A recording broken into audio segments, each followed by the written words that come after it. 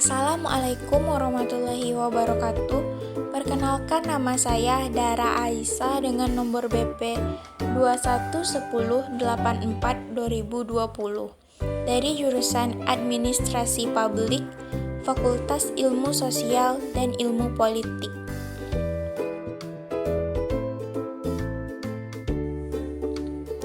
Video ini bertujuan untuk memenuhi ujian tengah semester dari mata kuliah Dasar-Dasar Ilmu Sosial dengan dosen pengampu Ibu Dr. Ernita Arif, MSI.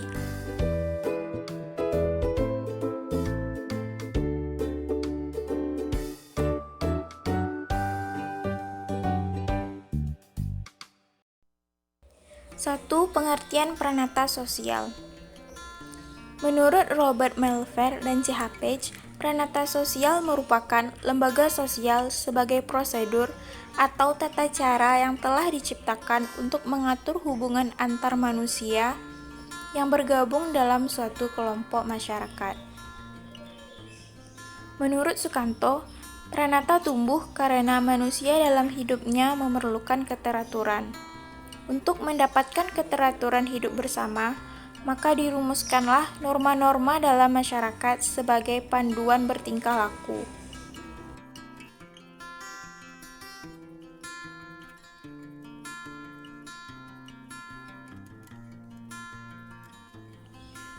Secara umum, pranata sosial adalah suatu sistem tata kelakuan dalam hubungan yang berpusat kepada aktivitas-aktivitas untuk memenuhi berbagai keputusan khusus dalam masyarakat. 2. Perbedaan pranata sosial dengan lembaga sosial. A. Pranata sosial merupakan sistem norma dalam masyarakat yang bersifat khusus, sedangkan lembaga sosial merupakan badan atau organisasi yang melaksanakannya. B.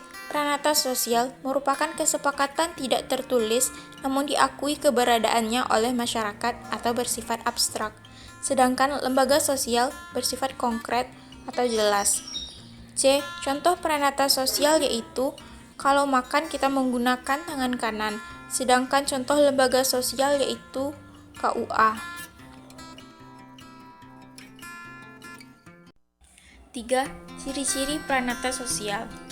Hampir semua pranata sosial memiliki suatu tingkat kekekalan tertentu sehingga orang menganggapnya sebagai himpunan norma yang sudah sewajarnya harus dipertahankan. Suatu sistem kepercayaan dan aneka macam tindakan baru akan menjadi bagian dari pranata sosial apabila telah melewati waktu yang sangat lama. Pranata sosial mempunyai satu atau beberapa tujuan tertentu. Mempunyai alat perlengkapan yang digunakan untuk mencapai tujuannya. Memiliki lambang-lambang tertentu yang secara simbiolis menggambarkan tujuan dan fungsinya. Dan mempunyai suatu tradisi tertulis maupun tidak tertulis. Tradisi tersebut merumuskan tujuan dan tata tertib yang berlaku. 4. Tipe-tipe pranata sosial. Menurut J.L. Gilin dan J.P. Gilin, pranata sosial dapat diklasifikasikan sebagai berikut. 1. Dari sudut perkembangannya, yaitu creative institutions, pranata sosial yang tidak sengaja tumbuh dari adat istiadat masyarakat, seperti pranata hak milik, perkawinan, dan agama. Dan enacted institutions, pranata yang sengaja dibentuk untuk tujuan tertentu, seperti pranata pendidikan dan pranata utang piutang. 2. Dari sudut sistem nilai yang diterima oleh masyarakat, yaitu basic institutions, pranata sosial yang penting untuk memelihara tata tertib dalam masyarakat, seperti keluarga, sekolah, dan agama. Dan subsidiary institutions, pranata sosial yang berkaitan dengan hal yang dianggap oleh masyarakat kurang penting, seperti rekreasi. Yang ketiga, dari sudut penerimaan masyarakat, yaitu approved dan sanctioned institutions, pranata yang diterima oleh masyarakat, seperti sekolah dan perdagangan.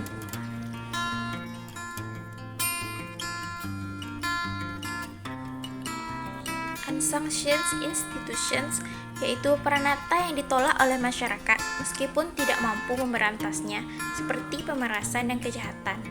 Yang keempat, dari sudut penyebarannya, yaitu general institutions, pranata sosial yang dikenal oleh sebagian masyarakat dunia seperti pranata agama dan pranata HAM.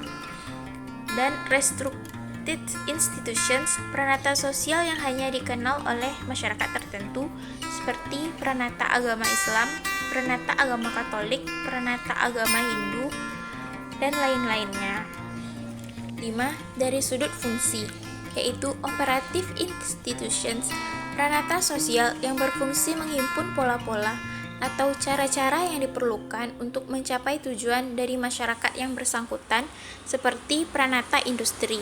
Dan regulative institutions, pranata sosial yang bertujuan mengawasi adat istiadat atau tata kelakuan yang ada dalam masyarakat seperti pranata hukum, yaitu kejaksaan dan pengadilan. 5. Tujuan dan fungsi pranata sosial. Secara umum, tujuan utama pranata sosial yaitu untuk mengatur agar kebutuhan hidup manusia dapat dipenuhi secara memadai dan agar kehidupan sosial masyarakat dapat berjalan secara tertib dan lancar sesuai dengan kaidah-kaidah yang berlaku. Contohnya, pranata keluarga mengatur bagaimana keluarga harus memelihara anaknya. Pranata pendidikan mengatur bagaimana sekolah harus mendidik anak-anak sehingga menghasilkan lulusan yang sukses. Untuk mewujudkan tujuannya, pranata sosial dalam masyarakat harus dilaksanakan dengan fungsi-fungsi berikut. 1. Memberikan pedoman pada anggota masyarakat tentang bagaimana bertingkah laku atau bersikap di dalam usaha untuk memenuhi segala kebutuhan hidupnya. 2. Menjaga keutuhan masyarakat dari ancaman perpecahan atau disintegrasi masyarakat. Yang ketiga, berfungsi untuk memberikan pegangan dalam mengadakan pengendalian sosial atau social control. 6. Macam-macam pranata sosial. 1. Pranata keluarga merupakan unit masyarakat terkecil yang terdiri dari ayah, ibu, dan anak. Fungsi pranata keluarga. A. Fungsi reproduksi untuk kelangsungan hidup manusia dengan melanjutkan keturunan. 2. Fungsi afeksi untuk memberikan kasih sayang atau rasa saling mencintai. C. Fungsi sosialisasi. Keluarga merupakan tempat sosialisasi pertama bagi anak. Dan terakhir, fungsi ekonomi untuk memenuhi kebutuhan ekonomi anggota keluarganya. 2. Pranata ekonomi merupakan pranata yang menangani masalah kesejahteraan material, mengatur kegiatan produksi, distribusi, dan konsumsi barang jasa bagi kelangsungan hidup. Contohnya, bertani, industri, bank, dan koperasi. Fungsi pranata ekonomi yaitu A. Memelihara ketertiban, mencapai konsensus, dan meningkatkan produksi ekonomi semaksimal mungkin. 3. Pranata politik merupakan peraturan-peraturan untuk memelihara tata tertib, untuk mendamaikan pertentangan-pertentangan, dan untuk memilih pemimpin yang berwibawa. Fungsi pranata politik yaitu A. Melaksanakan undang-undang yang telah disahkan. B. Melembagakan norma-norma melalui undang-undang yang dibuat oleh lembaga legislatif. C. Menyelesaikan masalah-masalah yang terjadi di masyarakat.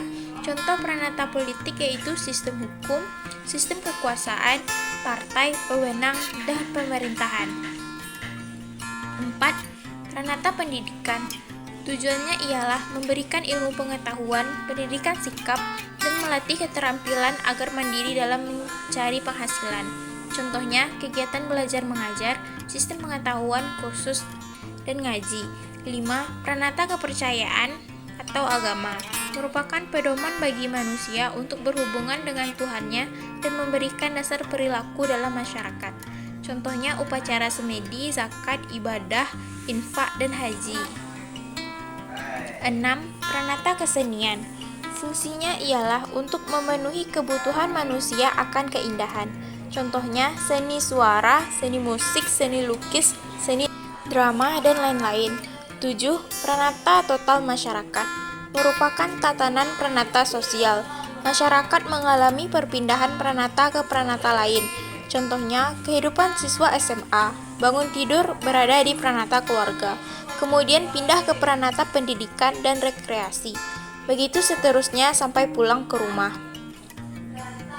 8. Pranata dominan merupakan pranata sosial yang menuntut loyalitas penuh dari orang-orang yang berada di naungannya.